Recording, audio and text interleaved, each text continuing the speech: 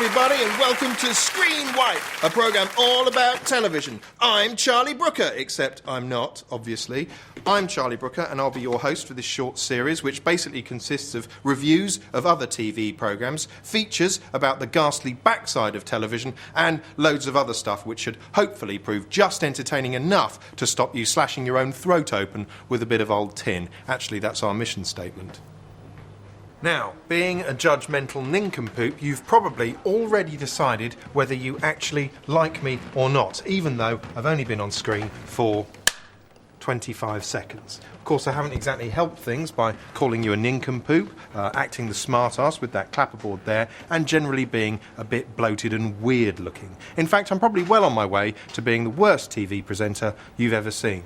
But then, what exactly is a TV presenter anyway, huh? TV presenters are basically imaginary friends, and they come in four main types, the first of which is the chummy neighbour. Morning to you, coming up on the show today. Get your man all hot under... This is a non-threatening, cheery sort of person, often spotted during the daytime schedule, providing solace to the shattered and housebound. They smile a lot, they maintain eye contact, and unlike real people, they seem to genuinely like you. Of course, that's an illusion. Why would they like you? They don't even know you. You could be sitting around jetting heroin into your eyeball, defacing a library book and drowning a kitten in a bucket for all Lorraine Kelly knows. She's still going to smile at you. Yes, it's obvious, but it's also incredibly easy to forget that no matter how hard they grin, no one on TV cares whether you live or die. As far as they're concerned, you're less significant than a smudge on a bathroom tile or, I don't know, half a sponge finger. Presenter type number 2 is the expert. Experts range from the erudite lecturer you wish you'd had at school to the approachable goon who knows shitloads about potatoes. And put them in their new home.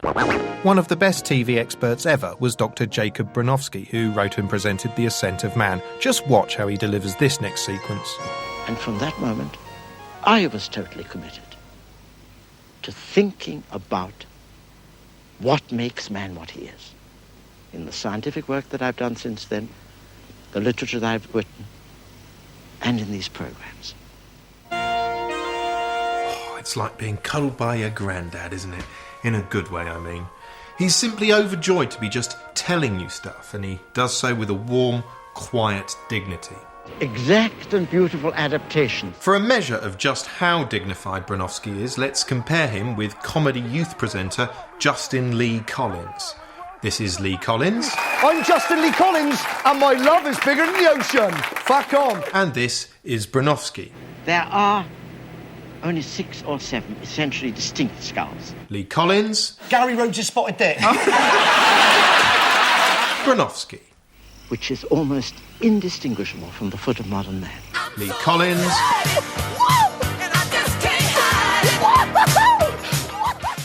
Bronowski. A searchlight into the history of man.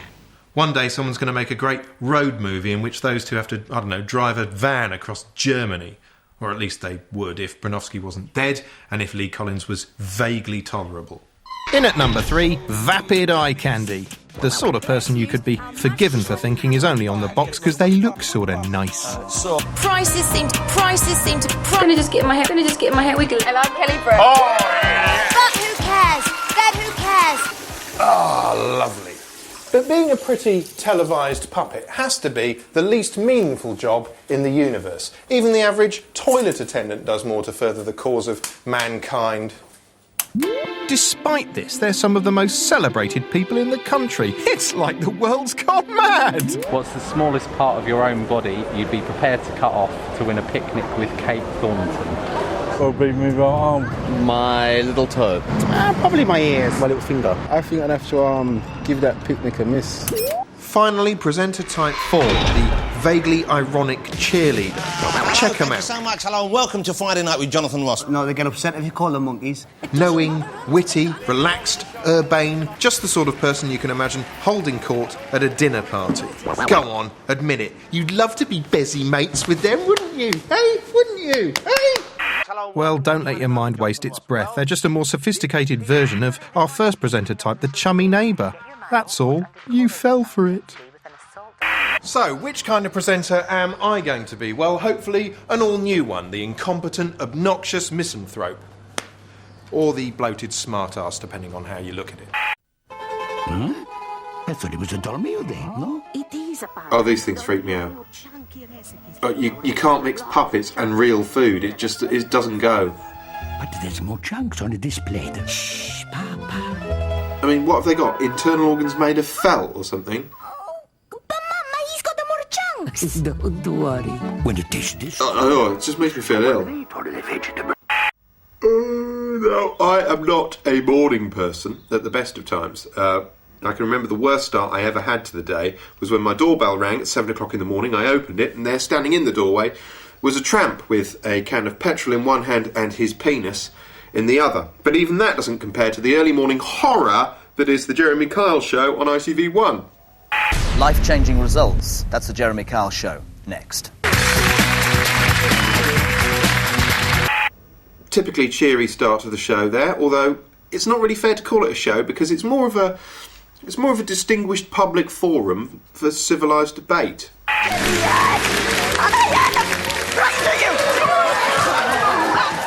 Sorry, did I say civilised debate? Because what I actually meant to say was it's a non-stop bellowing festival in which a cast of people who resemble sort of aquatic livestock chart the outer limits of incomprehension. I'm fine with you. You're the ugliest thing I've ever seen. I wouldn't charge you for bath pole. Anyway, so far so Trisha. But the show's unique selling point is Jeremy himself, a man who's prepared to get far more stuck in than other, less ominous talk show hosts might dare. I am not having language like that, and you both go off if it continues. That is the rule, OK? End of. Yeah, none of that. None of... You listen to Jeremy. You listen good. Read that. On national television. You read it.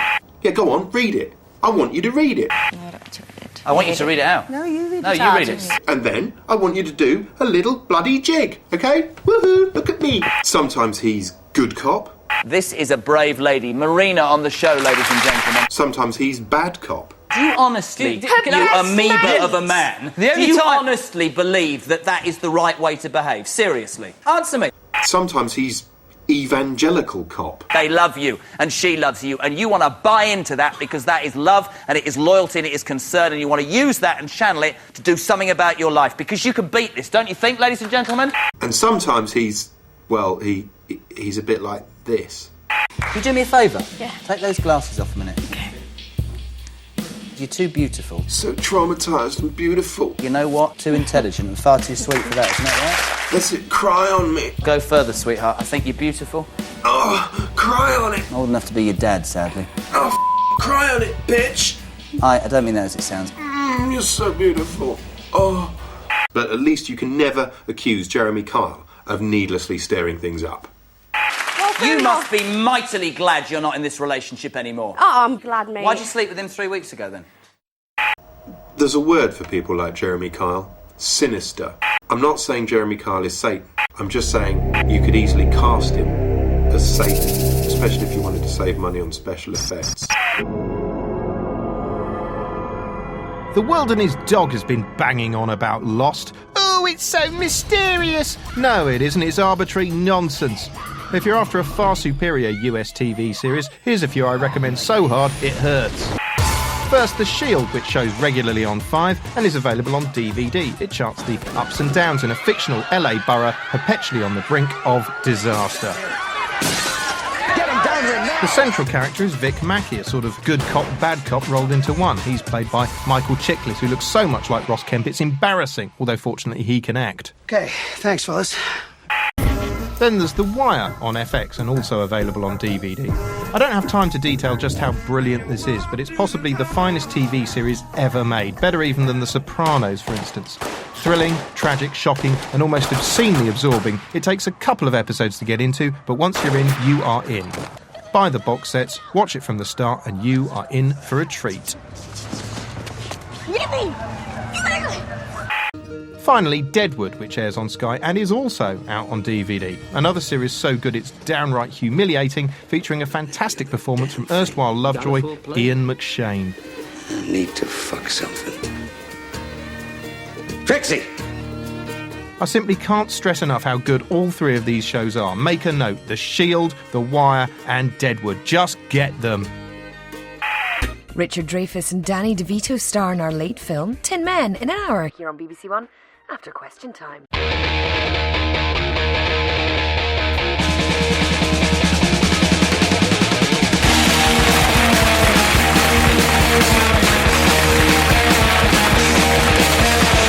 you like to gamble, I'll tell you how you land. You win some, lose some, it's all the same to me.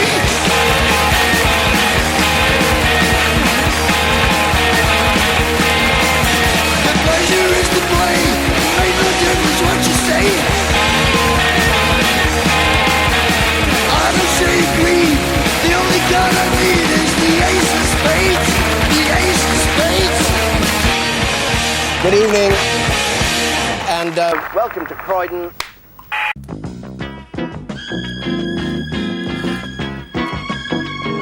Television costs money. So much money, it would make your head spin around. Even a programme like this, which is low budget in telly terms, costs around £47,667 per episode. £47,667 per episode. I don't believe you. Well, it does. No. And stop interrupting me. Sorry. Still, 47 grand, eh? Just imagine what you could do with that. It's not enough to do something sensible with, but it's enough to do something silly with. Or a car. Clothes. Definitely give some money to charity. Pay off my debts. Clothes. Book a nice holiday. Girlish country. We should probably have just let them have it, to be honest. Anyway, outside the world of telly, that figure might seem astronomically high. So how does it break down? Well, even this sequence, in which all that's happening is I'm talking to you, this costs more than you might think. For starters, there's the camera guy. He's hired, together with all his equipment, from a facilities house. Furthermore, he's shooting on Digibeta, because it looks nicer than this. This is DV, which is cheaper and simpler to operate, but looks a bit bleary and grim by comparison. Oh, that's better. Anyway, the camera guy, the camera itself, and the sound man, cost around £850 a day. Here you go, you fleecing yeah, hope it chokes you. Then there's the rest of the production team to consider. We've got a series producer who keeps things all together, an assistant producer who assists him, 2 archive researchers who dig up old clips, another researcher who researches whatever it is that he does, a runner who has to fetch me a coffee every time I clap my hands. Run! A production manager who balances the books, a production coordinator who coordinates shit, and this man who we pay to stand in a corner of the office feeding banknotes into a shredder. Not now! And then finally there's me, the talent. Amazingly, this lot costs around £1,900 a day. Here you go, you useless sponging Then there's the cost of post-production, i.e. an edit suite where we chop everything visual together and add filters like this, or this. Make the picture do things like this, or add graphics like this. Because that's the sort of thing you modern telly-watching whippersnappers demand nowadays. There's also an audio dub so we can add voiceovers and mix it all together properly so it doesn't sound rubbish like this. Next, there's clearance. Let's say I want to show you a clip from an old episode of Clopper Castle. I say. What goes up when the rain comes down? I don't know. What does go up when the rain comes down? An umbrella. Well, that's copyrighted material, which has to be paid for. Unless, actually, you're showing it for the purposes of criticism and review, in which case you can often use it for nothing. Unfortunately, I'm not criticising or reviewing that at all, which means that old puppet nonsense has just cost the production £500. And it's not just moving images we have to pay for. Simply by holding up this copyrighted photo of former Environment Secretary John Selwyn Gummer, I've cost the production another £50. I don't even want to. Every time you see a photo like this in the background of a TV show, chances are someone has had to pay to clear it. And these are just the things you can see.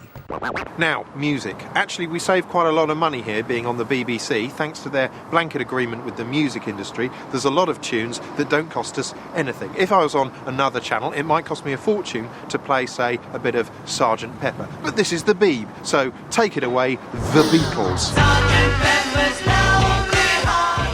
Weirdly, however, I can't show you the cover of Sgt. Pepper because they won't let us. I can, however, just throw it away, thereby blowing another £15 on a prop.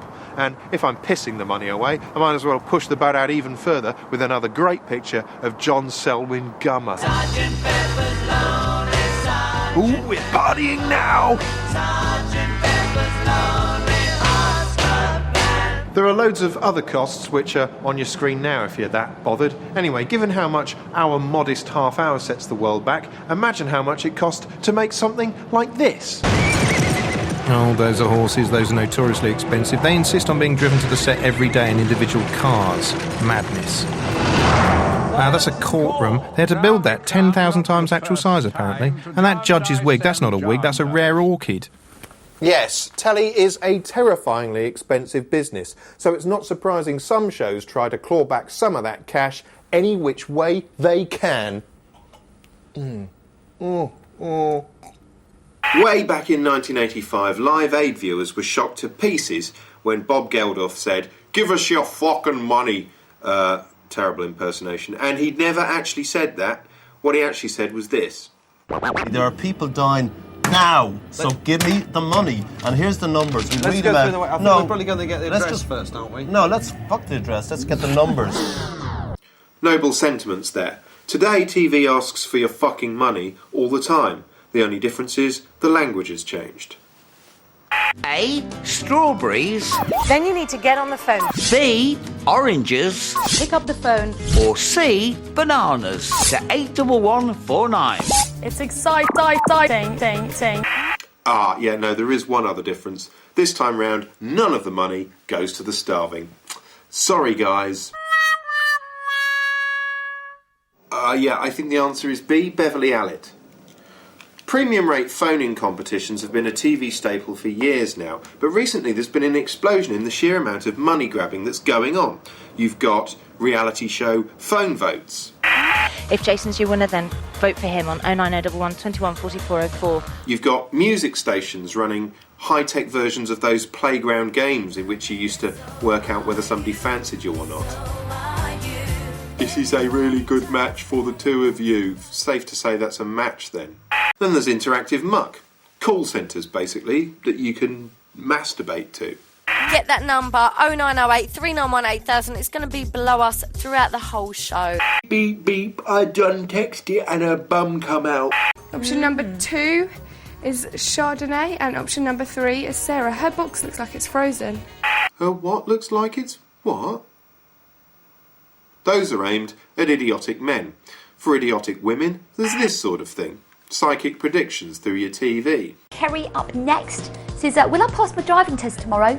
Oh, Kerry, fingers and toes crossed for you. Go slow now. Look at the cards there, yeah? Because the card for your driving test tomorrow shows you riding a horse. Modern day horse is obviously a car. 7777. What are you waiting for?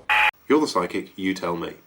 There are also dedicated quiz channels, which are the TV equivalent of round-the-clock coconut shies. It's exciting when you think you can walk away with £3,000 for one answer.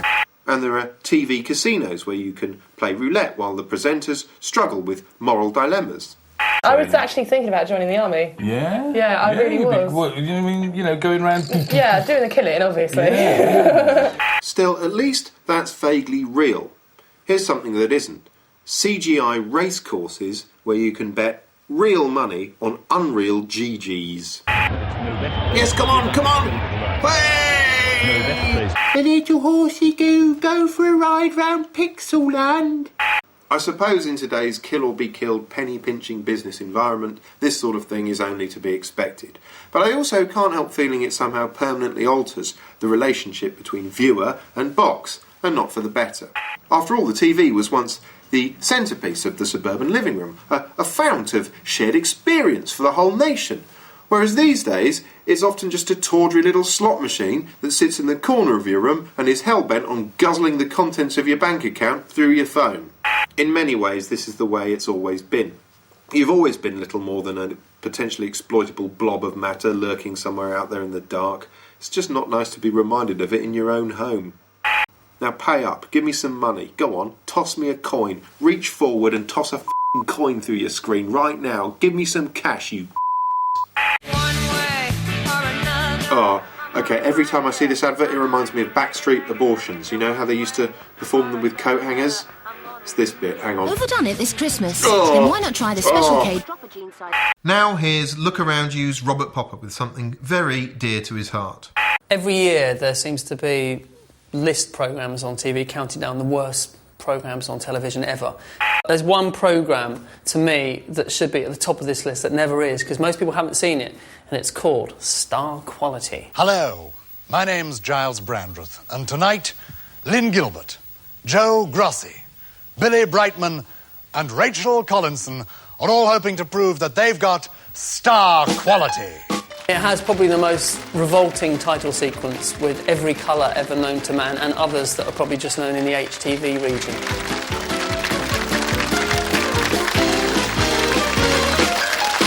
The host of the show is Giles Brandreth, who is actually amazing. It's incredible what you can do in 60 seconds. He doesn't give anything away, but you can just tell that he's trying to think of what happens next in this unbelievably complicated mental game show. And throwing the dice and keeping the score is Beguiling Beverly.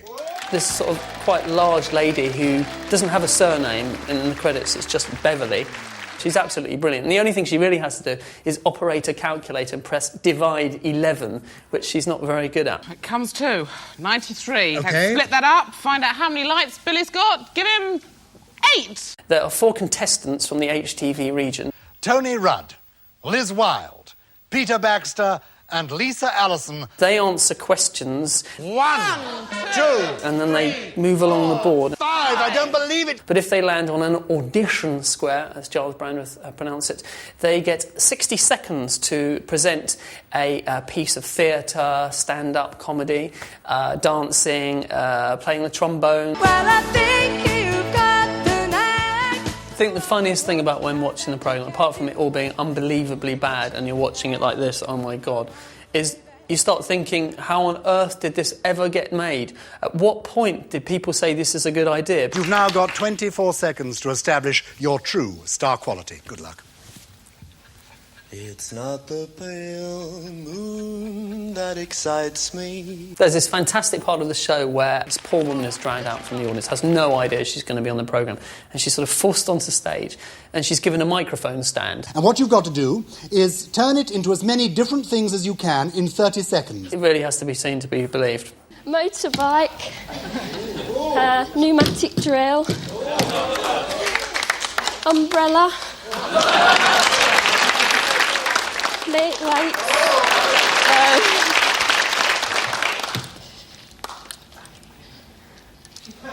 vacuum cleaner. One of my favourite parts of the series is one of the contestants called Billy Brightman, who looks exactly like a young Chris Morris. OK, what's it going to be? I'm going to do some acting, drama. A little bit of drama. Serious. Oh, good. Thespian Billy, it's audition time on Star Quality. And it is definitely the worst piece of acting I've ever seen, anyone's ever seen, and I think you'll ever see. I wasn't mentioned in the press. They didn't realise the important part that I played in Frank's life, so I didn't get the coverage.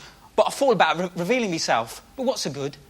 His fiancée had her photo taken, bawling her head off. She insisted we bury the engagement ring with him. It was just a theatrical gesture. It's too much trouble now to put a bunch of flowers on the grave. But his death was no accident. He was murdered. Don't contradict me!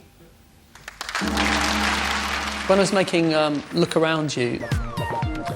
Hello, and welcome to Look Around You. Our first episode of the second series was really a mixture between Tomorrow's World and Star Quality. I'm rapping. I'm rapping all day and I'm rapping all night. Come on, I'm rapping to the beat and I rap.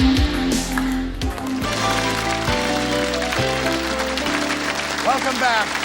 This is Star Quality. I think the whole show can probably be summed up by the actual Star Quality logo, which is a star with its points snipped off.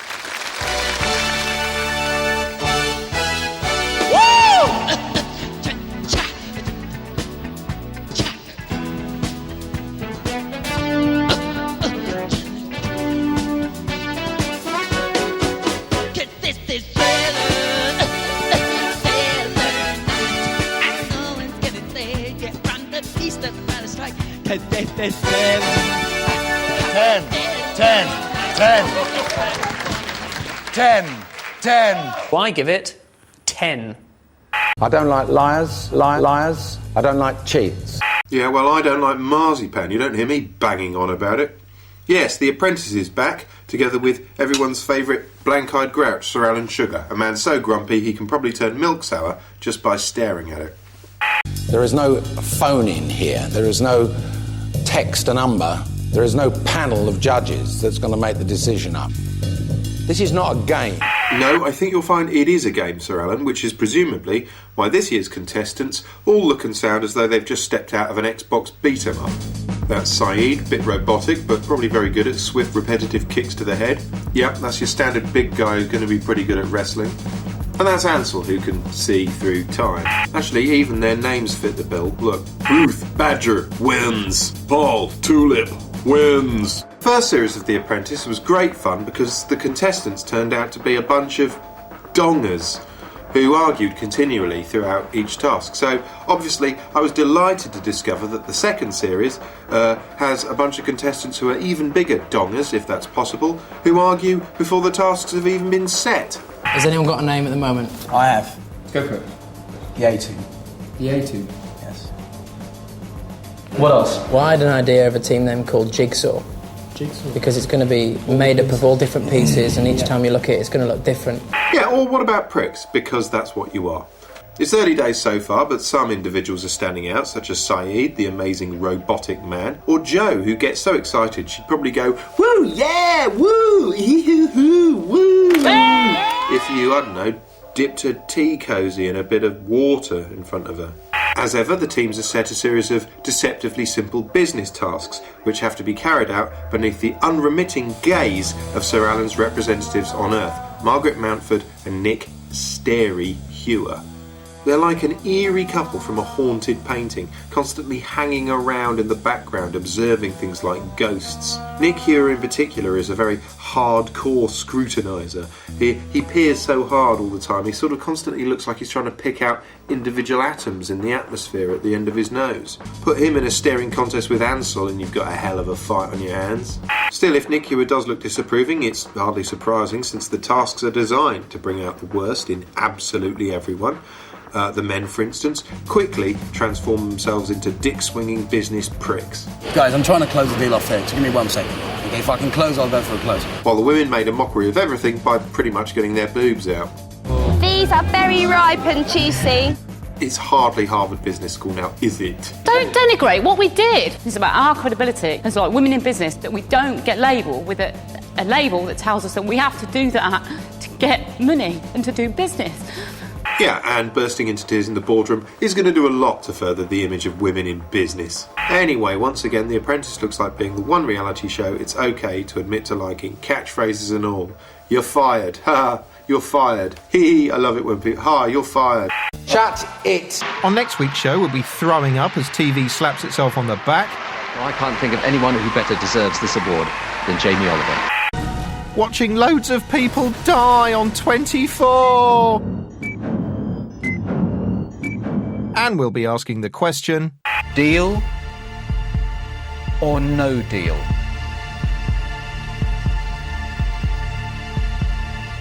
Well...